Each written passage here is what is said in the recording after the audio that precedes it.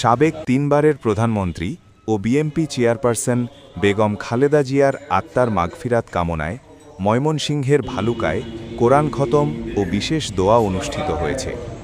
দুপুরে বিএনপি মনোনীত প্রার্থী ফখরুদ্দিন আহমেদ বাচ্চুর উদ্যোগে বিএনপির দলীয় কার্যালয়ে ওই খতম ও দোয়া অনুষ্ঠিত হয়। কোরআন খতম ও দোয়া অনুষ্ঠানে মোনাজাত পরিচালনা করেন মাওলানা শেখ সাদি।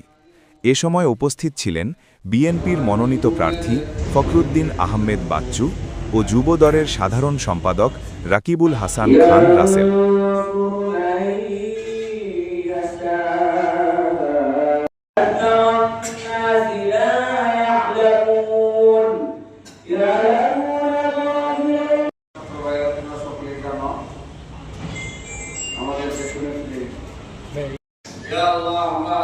আমাদের সকলে হাতকে আল্লাহ কবুল আর মঞ্জুর করে দিন আল্লাহ।